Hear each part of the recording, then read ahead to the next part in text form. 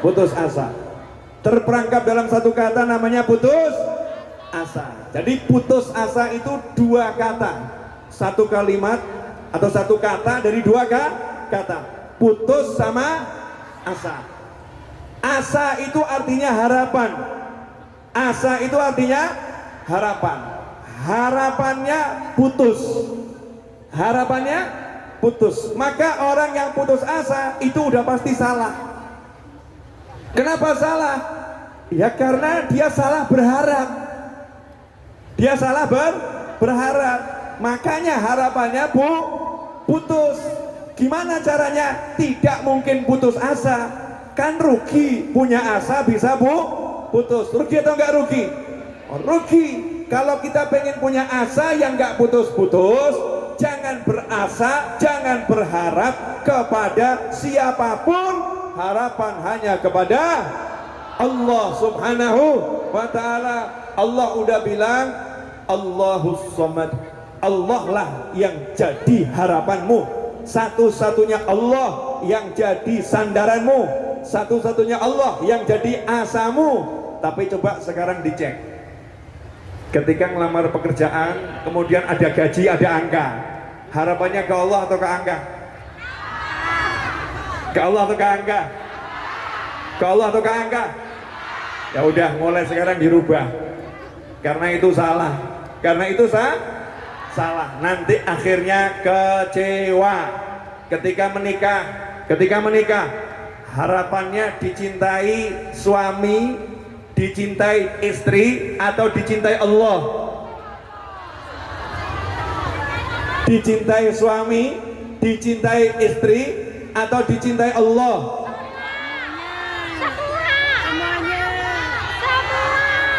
Dua-duanya. Ini jawaban orang yang gak yakin sama Allah. Gak yakin sama Allah. Saya tanya dan hanya butuh satu jawaban. Itu kalau sekolah langsung jawabannya salah. Pilihannya A atau B atau C. Jawabannya A, B, C. Benar atau salah? Salah. Gak bisa. Ini pilihannya A. Bagi seorang istri dicintai suami. B. Bagi seorang suami dicintai istri. C. Bagi seorang suami atau istri dicintai Allah. Mana yang jadi harapanmu? Mana? C. Dicintai Allah. Benar begitu. Coba sekarang kita buktikan kebohongan yang baru saja disampaikan. Ya, kita buktikan kebohongan yang baru saja disampaikan. Boleh ya? Seorang istri kerja di Taiwan, seorang istri kerja di Taiwan, sementara suami ada di Indonesia, di desa. Suaminya kemudian tahu istrinya kerja di Taiwan, banting tulang. 1 bulan dapat gaji bersih yang bisa dikirimkan, misal ya, dapat gaji bersih bisa dikirimkan 20 juta bersih, misal saja 20 juta dikirimkan kepada suami, sambil mengucapkan, Mas, mohon maaf bisanya cuma kirim sekian. Mas, mohon maaf bisanya cuma kirim sekian. Suaminya bilang, alhamdulillah, terima kasih banyak. Ternyata uang 20 juta sama suaminya, mohon maaf, sama suaminya dibuat foya-foya, dibuat senang-senang. Suaminya cuma kelekaran ngerokok, suaminya cuma kelekaran nongkrong, suaminya cuma enak-enakan, istrinya di Taiwan mati-matian. Pertanyaan saya, Anda sebagai istri sakit hati atau ridho? Mohon maaf ya, hati-hati. Baru tadi ngomong minta cintanya Allah, sekarang lihat tuh. Berubah 180 derajat, hitungannya detik, saudara-saudara. Kalau mbak-mbak, ya, minta cintanya Allah, ketika udah ngirim untuk suami, ngirim untuk orang tua, ngirim untuk anak, ngirim untuk saudara, selesai, karena ngirimnya untuk Allah. Ya Allah, ini sedekah seorang istri untuk suami, seorang anak untuk orang tua, seorang ibu untuk anak. Tolong terima ya Allah. Niatnya ke sana, niatnya ke Allah. Kalau niatnya ke Allah, Allah akan terima dengan tangan Allah yang kanan. Kemudian Allah akan kembangkan itu, Allah akan jadikan barokah. Sehingga suaminya terima sama Allah, tangan suaminya akan digerakkan yang baik-baik. Anaknya terima sama Allah akan digerakkan yang baik-baik. Orang tuanya terima sama Allah akan digerakkan yang baik-baik. Tapi kalau kamu begitu seperti yang tadi itu, saya rasa tadi cuma oknum-oknum yang nggak kelihatan, yang dunia gaib tadi yang bersuara ya, bukan yang nyata-nyata ini, bukan ya. Nah kalau yang dunia gaib tadi ternyata seperti itu, maka wajar jika hasilnya Allah kemudian marah. Allah marah. Kamu tak kasih rezeki, aku yang kasih. Tapi engkau tak pernah ingat aku. Yang kau ingat suamimu, yang kau ingat anakmu. Terus kamu minta balasan dari suamimu, minta balasan dari anakmu. Kamu minta dicintai anakmu, kamu minta dicintai suamimu. Kamu minta dihargai sahabatmu, kamu gak minta dihargai aku. Kamu gak minta dicintai aku, kamu gak minta disayang aku. Maka rasakanlah ujianku. Maka rasakanlah ujianku. Enak atau gak enak? Gak enak. Gak enak.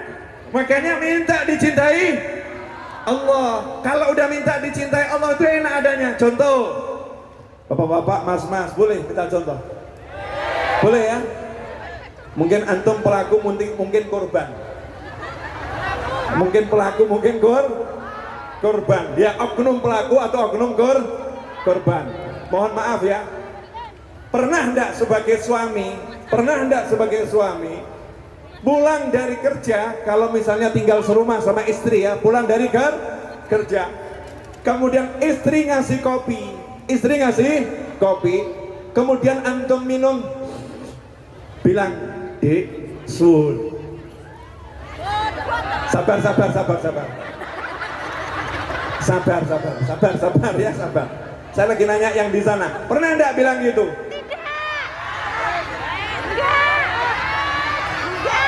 Yang jujur loh ya, karena kalau nggak jujur yang di sini suaranya lebih kenceng loh nih. Pernah enggak ngomong begitu?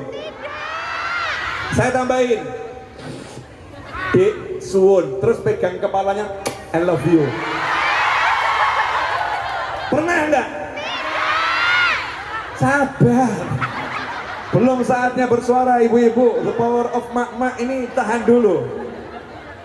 Coba saya nanya kepada korbannya sekalian, apakah pasangan hidup Anda pernah melakukannya dengan suara lantang? Sering atau jarang? Kok jadi ketakutan, kenapa ini? Masya Allah. Nah, sebagai seorang suami, istri yang baik ini menyiapkan makan, menyiapkan minum, menyiapkan segala-galanya. Seringkali istri kan nggak dihargai, enggak. Tapi kalau suami pergi ke warung, pergi ke restoran, baru disuguhin kopi, bayar kopinya, kemudian pelayan mengatakan, "Monggo diunjuk, silakan diminum ya. Have a nice day, mudah-mudahan harimu menyenangkan." Jawabannya, "Terima kasih." Diambilkan sendok, "Terima kasih." Diambilkan tisu, "Terima kasih." Diambilkan piring, "Terima kasih." Duduk di warung itu baru setengah jam, terima kasihnya udah 50 kali. Tinggal di rumah 24 jam, sekali gak pernah terucapkan. Betul begitu? Ini yang dihujat saya loh. Betul. Loh, saya kan suami. Ya, saya kan suami. Kalau Anda jadi istri diperlakukan semacam itu, kemudian Anda marah, istri marah, suami nggak pernah terima kasih, maka berarti selama jadi istri yang dicari bukan cintanya Allah, tapi cintanya suami. Kalau yang dicari cintanya Allah, dia mau terima kasih, boleh. Nggak terima kasih juga, boleh. Dia mau ingat, boleh. Dia nggak ingat, boleh. Yang penting aku selalu ingat terima kasih sama suami, karena Allah yang suruh aku. Yang penting aku selalu ingat cara berbuat baik pada suami, karena Allah yang suruh aku. Yang penting aku ingat bagaimana caranya jadi ibu, karena Allah yang suruh aku. Yang menguasai kehidupan bukan suamiku, bukan orang lain, tapi Allahku. Kalau udah begitu cara hidup, hati akan tenang, hati akan nyaman, hati akan damai. Gak ada nestapa, gak ada keluh kesah. Jadi problem kebanyakan orang zaman sekarang karena hatinya gak ke Allah, tapi hatinya kepada selain Allah. Jelas sampai di sini? Oke, sekarang kita kembali. Putus asa karena asanya bukan kepada Allah. Saya ambil contoh orang-orang yang asanya ke Allah. Boleh ya? Semua tahu kok, semua ngerti, dan semua sudah pernah membaca kisah ini, tapi mungkin nggak menyadari.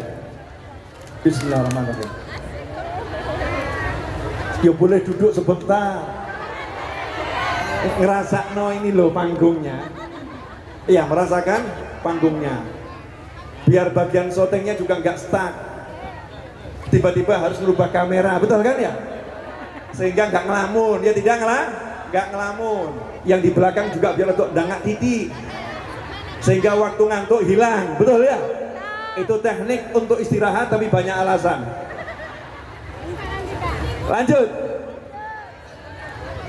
Masih ingat kisahnya 3 manusia yang terjebak di dalam gua tertutup batu ketika istirahat?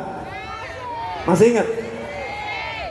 Itu kisah terjadi sebelum Nabi Muhammad SAW, tapi yang menceritakan Nabi Muhammad SAW. Berarti kisah ini pasti betul. Ya, kisah ini pasti betul. Ada gua, ada 3 orang masuk ke sana, istirahat, berteduh. Lagi istirahat teduh, tiba-tiba ada longsor, batu jatuh, nutup pintu gua. Hasilnya 3 orang yang badannya besar ini berusaha. Yo, merubah kamera lagi toh.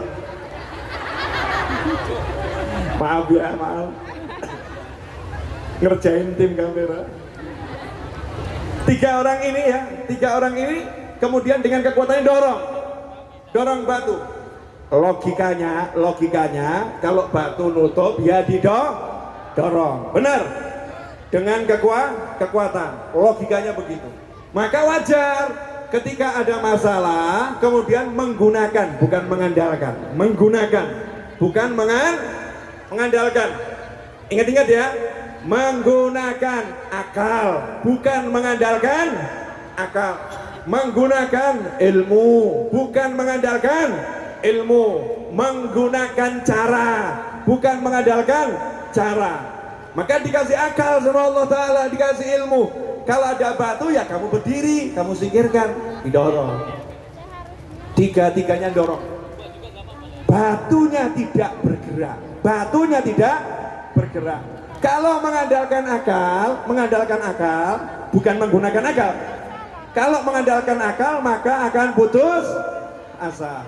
Udah, saudaraku bertiga, mari kita duduk berzikir, siap-siap dijemput Israil alaihissalam. Kita duduk zikir biar matinya husnul khatimah. Kita duduk zikir biar wafat kita, meninggal kita itu indah. Bahkan mungkin mari kita bergandengan tangan kalau suatu saat ditemukan jasad kita indah luar biasa. Ini namanya orang mengandalkan akal dan kekuatan. Tapi orang yang mengandalkan Allah Subhanahu wa Ta'ala gak putus asa, gak putus asa. Menurut akal gak ada solusi. Menurut akal kenyataan di hadapan mata ini membuat putus asa. Tapi karena dia mengandalkan Allah, bukan mengandalkan akal dan usaha yang dibimbing oleh akal normal, maka ia pun berkata, ya Allah, hamba pernah suatu hari punya nafsu yang sangat tinggi kepada seorang wanita yang cantik jelita dan dia masih saudara hamba. Dia saya rayu gak pernah mau, sampai akhirnya dia punya hutang dan dia butuh uang. Ia pun karena terpaksa akhirnya minta dibayar dan dia mau melakukan yang engkau haramkan. Saat dia sudah saya bayar, saya kumpulkan uang, dan uang itu uang saya yang terakhir yang saya miliki. Setelah saya kumpulkan dan akhirnya saya majak berdua, dan dia ingat sama Allah dan mengatakan, takutlah kamu kepada Allah, jangan buka ini kecuali dengan yang halal. Maka saya ingat sama engkau ya Allah, saya tinggalkan perempuan itu dan uangnya saya serahkan sama dia. saya pergi dan saya takut sama kamu ya Allah. Kalau itu karena kamu ya Allah, tolong hamba ya Allah. Kalimat tolong hamba bisa menggeser batu beberapa sentimeter. Keren. Saya mau nanya, pakai traktor, pakai tali, didorong sama semua jamaah, siapa yang dorong? Allah yang dorong. Caranya ya Allah yang tahu. Jangan banyak nanya sama Allah, ya Allah tadi yang dorong siapa? Caranya bagaimana? Kok geser? Malaikat tak? Atau jin tak? Atau gimana? Atau batunya jalan sendiri? Gak usah dipikir, gak usah diurus. Itu ranah Tuhan, bukan ranah manusia. Itu wilayahnya Allah, bukan wilayah kita. Wilayah kita doa silahul mu'min. Doa adalah senjatanya mu'min. Doa minta sama Allah. Belum bisa, belum cukup. Karena amal yang dia andalkan itu, amal yang diandalkan kan ke Allah. Namanya amal ke Allah. Kalau mengandalkan amal berarti mengandalkan Allah. Mengandalkan sedekah berarti mengandalkan Allah. Mengandalkan maulid simtudurar berarti mengandalkan Allah. Mengandalkan sholawat tibil qulub berarti mengandalkan Allah. Mengandalkan sholawat nariyah berarti mengandalkan Allah. Mengandalkan sholawat munjiah berarti mengandalkan Allah. Mengandalkan sedekah berarti mengandalkan Allah. Mengandalkan silaturahim berarti mengandalkan Allah. Mengandalkan birrul walidain berarti mengandalkan Allah. Karena itu semua amalan yang diperintah oleh Allah. Yang kedua ngomong, saya punya ibu. Ya saya punya ibu. Saya bukti sama ibu saya, singkat cerita begitu ya. Tolong bergeser. Yang satu, saya punya karyawan, pernah nitipkan gajinya ke saya. Dia pergi, gajinya saya kerjakan, jadikan modal. Akhirnya berkembang jadi kambing satu lembah. Suatu hari dia datang, minta upahnya. Saya katakan itu semua kambing milik kamu. Akhirnya semua diambil, saya nggak dikasih sisa, saya nggak dikasih bayaran. Ya Allah, saya ikhlas. Karena 3 orang ini berdoa berjamaah, hasilnya batu bergeser. Ketiganya bisa keluar selamat. Pertanyaan saya, selesainya masalah pakai yang diandalkan atau pakai Allah yang diandalkan? Allah yang dia andalkan. Berarti kalau mengandalkan Allah itu enak atau enggak enak? Karena mengandalkan Allah 24 jam dimanapun dan kapanpun bisa. Dan masing-masing kita punya sesuatu yang bisa kita andalkan. Kalau kita pernah misalnya bantu orang tua kita pernah bantu teman kita, boleh ngomong sama Allah, jangan ngomong sama teman. Ingat loh, dulu kamu saya yang bantu, jangan ngomong sama keponakan kita, paman kita, bibi kita. Kamu nggak ingat ya dulu yang bantu saya, dulu yang nolong saya, kamu nggak ingat. Jangan ngomong semacam itu. Ikhwani rahimakumullah.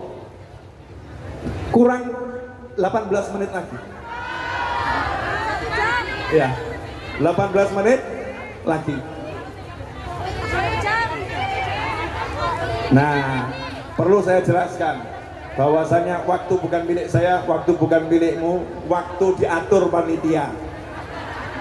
Panitia mengatur waktu itu nggak mudah karena harus membagi dengan banyak hal, semuanya untuk manfaat kita bersama. Paham? Ya, biar nanti semuanya barokah, dapat manfaat yang besar. 18 menit insya Allah saya maksimalkan. Itu kisah pertama udah jelas? Udah jelas? Pertanyaan saya, selama ini kamu kalau kena masalah mikirnya model begitu atau model yang begitu?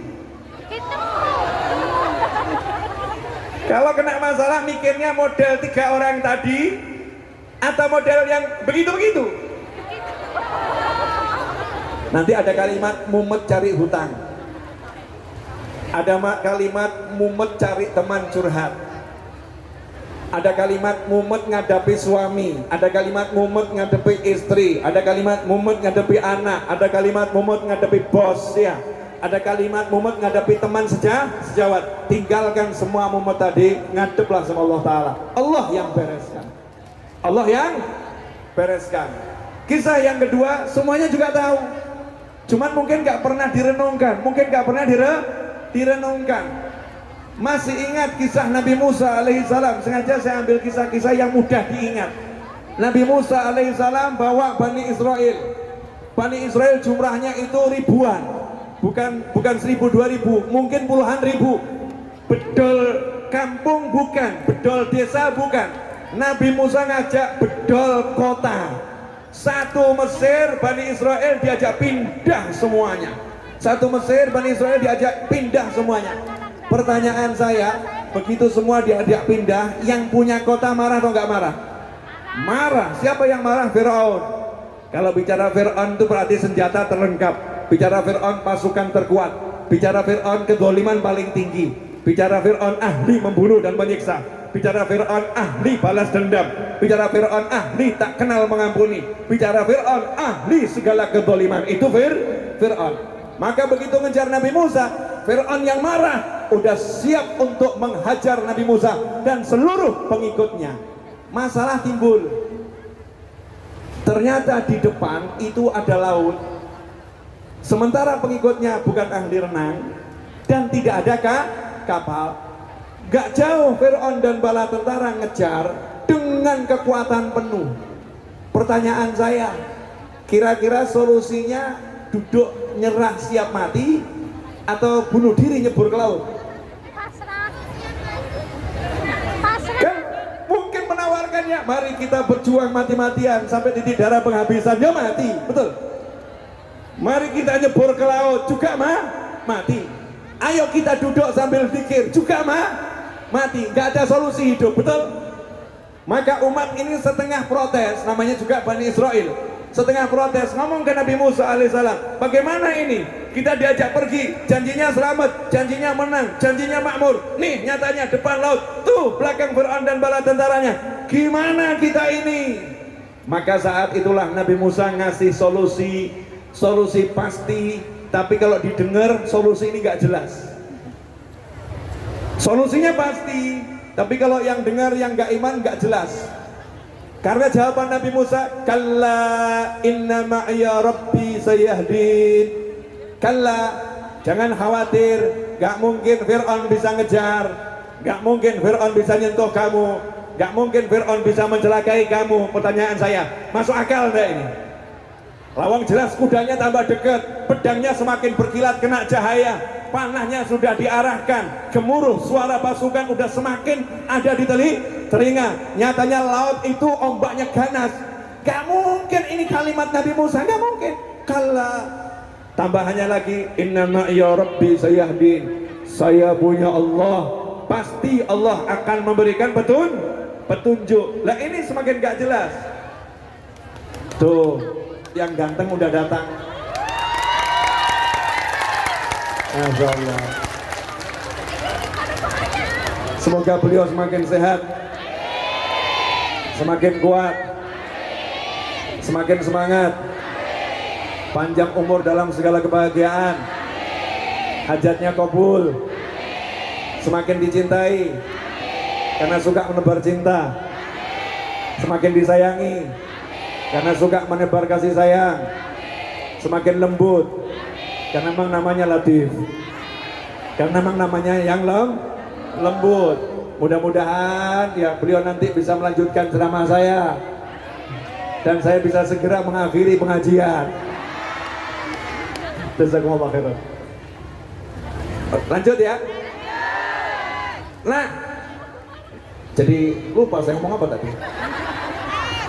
Kenyataannya depan laut, belakang pasukan dan Firaun itu kenyataan. Janjinya Nabi Musa, kalla, gak mungkin Firaun bisa ngejar, gak mungkin laut bisa menenggelamkan, gak mungkin. Ini janji yang gak masuk akal, gak masuk akal. Kalla, gak masuk akal. Tapi iman itu bukan akal, iman bukan akal. Iman itu percaya pada Tuhan Allah Ta'ala, percaya kepada anbiya wal mursalin, percaya pada utusan-utusannya Allah. Maka kadang-kadang santri, oknum santri kita ini oknum santri dinasehatin kiai, saya punya masalah, yainya jawab baca nariyah, insya Allah beres masalahmu. Jawabannya, masalah kok kasih nariyah, masalah kok kasih nariyah. Diremehkan itu ajaran kiai karena pakai akal. Yai, saya ini punya hajat yai, tapi hajat saya jual rumah ini kok nggak laku-laku yai ya. Solusinya apa yai? kamu yang rajin jenguk orang tuamu, cium keningnya, cium tangannya, senangkan hatinya. Enggak masuk akal, kaitannya cium kening orang tua sama jual rumah. Mestinya kan ya iklan properti, mestinya Pak Yai kan punya relasi, mestinya kan dikenalkan sama teman-teman Pak Yai biar rumah saya dibeli. Tapi kenapa justru diajari berbakti sama orang tua? Enggak masuk akal. Seringkali kita pakai akal kita, enggak pakai iman, enggak pakai iman. Tapi Nabi Musa alaihissalam dalam keadaan terpojok, terhimpit, terjepit, enggak mungkin bisa selamat, ngajarin umatnya, buang akalmu. Kenapa? Nabi Musa itu hidupnya sekian tahun dari bayi dikeloni Fir'aun. Nabi Musa dari bayi dikeloni Fir'aun, ini biar semua tahu. Nabi Musa itu kan buronan sejak lahir. Nabi Musa itu buronan sejak lahir. Karena belum lahir, Fir'aun udah mengeluarkan keputusan Fir'aun. Bayi laki-laki harap dihukum mati. Maka ada tim inspeksi mencari wanita hamil. Kalau mau melahirkan ditunggu, begitu laki-laki langsung dieksekusi, dihukum mati. Jadi wanita itu di zaman Fir'aun mulia, hidup. Tapi kalau laki-laki sama Fir'aun dibantai, bayi laki-laki dibantai. Karena Fir'aun khawatir akan lahir Nabi Musa alaihissalam. Allah Ta'ala kasih solusi buat ibunya Nabi Musa, nggak masuk akal. Padahal ini Nabi Musa mau diselamatkan dari kematian, Seharusnya solusinya diajak pergi ke tempat yang tinggi di atas gunung atau jauh di hutan biar nggak ketahuan. Tapi Allah kasih solusi buat ibunya Nabi Musa, ambil peti, masukkan bayimu ke situ, tutup petinya, hanyutkan ke sungai Nil yang ganas. Pertanyaan saya, itu kemungkinan hidup atau lebih cepat mati? Lebih cepat mati, logika. Harusnya lebih cepat mati. Tapi karena ini yang nyuruh Allah, makanya dalam syariat Islam ada yang namanya ilham. Apa itu ilham? Ilmu yang Allah berikan ke hati orang-orang pilihan. Dia bisa laki-laki, dia bisa wanita. Kalau dapat ilham, petunjuk dalam hati, maka dia bisa menjalankan sesuatu dengan pasti dan benar tanpa keraguan. Wanita enggak ada yang jadi nabi, ibu Nabi Musa diberi ilham. Fa'auhayna ila ummi Musa, kata Allah Ta'ala, maka kami wahyukan kepada ibunya Nabi Musa. Diwahyukan artinya diberi ilham, suruh menghanyutkan anaknya, dijanjikan anakmu akan kukembalikan, kamu akan menyusui. Ini gak masuk akal. Gimana anaknya akan dikembalikan? Dimana anaknya akan disusuin? Gak masuk akal. Tapi ibunya percaya sama Allah Ta'ala, maka dihanyutkan. Hasilnya bayi ini dibawa sama air atas perintah Allah, karena air miliknya Allah. Gak perlu pakai apa tuh, dayung. Tapi ini petinya autopilot. Treknya di air Allah yang ngatur. Airnya menggerakkan peti itu, langsung masuk ke istana Fir'aun, langsung menuju yang cari bayi laki-laki. Langsung saat dia lagi mandi bersama sang istri. Bayi diterima sama sang istri, ditunjukkan Fir'aun, dan itu laki-laki. Seharusnya bayi yang gak dikenal, bayi yang gak tahu siapa ini, bayi yang gak jelas ini milik siapa, dan itu laki-laki. Menurut lisannya Fir'aun, dia harus mati. Tapi anehnya justru diambil jadi anak oleh Fir'aun dan ditinggalkan di kamarnya. Baru mikir sekarang. Iya, baru mikir sekarang. Ini luar biasa enggak Allah Ta'ala? Fir'aunnya nggak bisa marah, justru dimasukkan kamar khusus, tidur bertiga sama istrinya. Singkat cerita, kita kembali pada tadi. Nabi Musa sampai akhir perjalanan dikejar Fir'aun.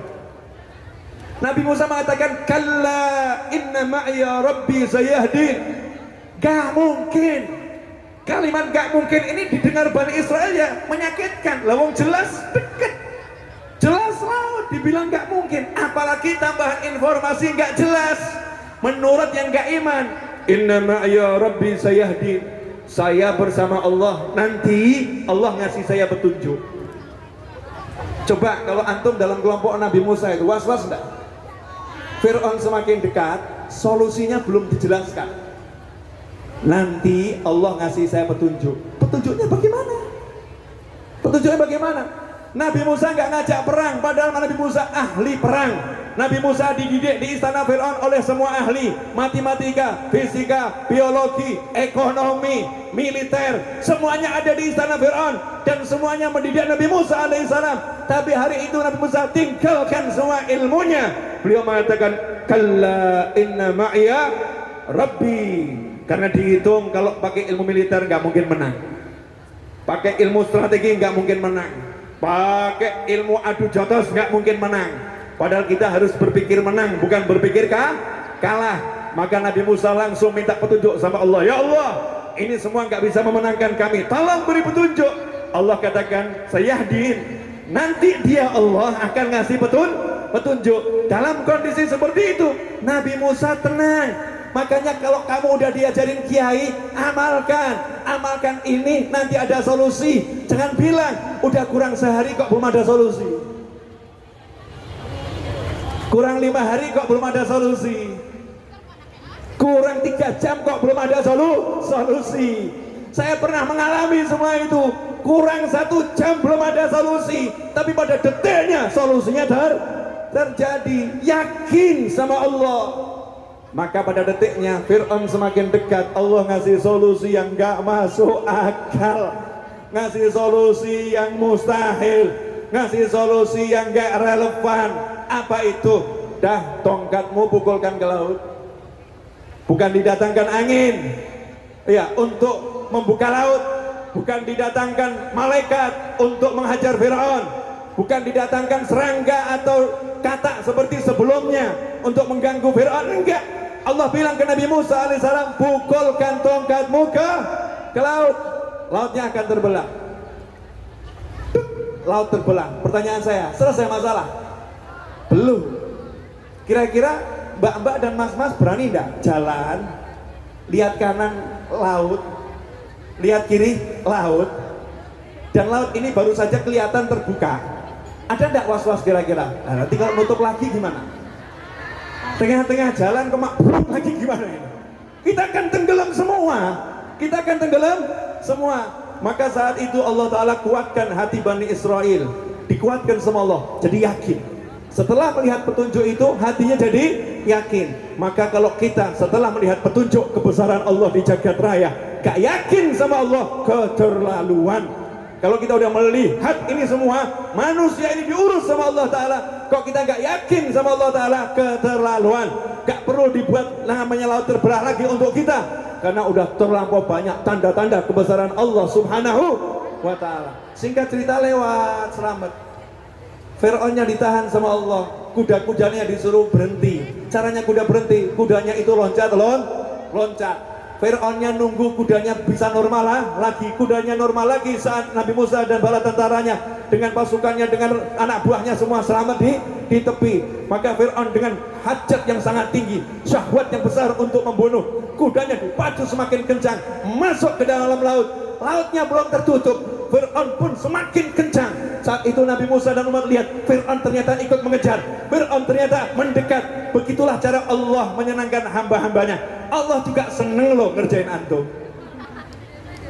Paham ya? Dikerjain lagi. Gimana? Tuh deket, was-was lagi yang gak iman. Waduh, kekejar lagi yang gak iman. Kalau yang iman udah percaya, apa nih rencana Allah? Kok dibiarkan Fir'aun mendekat, apa rencana Allah? Ternyata Allah punya rencana yang jauh lebih hebat. Allah pengen basmi Fir'aun dan bala tentara hebatnya dalam sekejap mata. Semuanya harus mati. Dan semuanya harus mati dan tak usah repot mengubur. Gak usah repot mengubur sama Allah. Begitu semuanya ada di tengah-tengah, di kedalaman laut yang paling dalam, sama Allah airnya dikembalikan. Kun fayakun, selesai.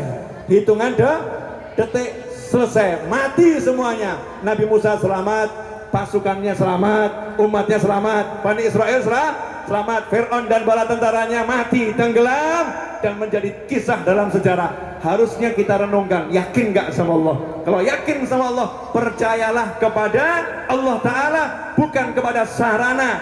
Gunakanlah akal untuk berusaha. Jangan andalkan akal untuk menghasilkan sesuatu. Akal digunakan, bukan diandalkan. Jelas semuanya? Jelas semuanya? Alhamdulillah, waktu untuk saya sudah sesuai perjanjian dengan panitia. Tersisa 1 menit pengumuman.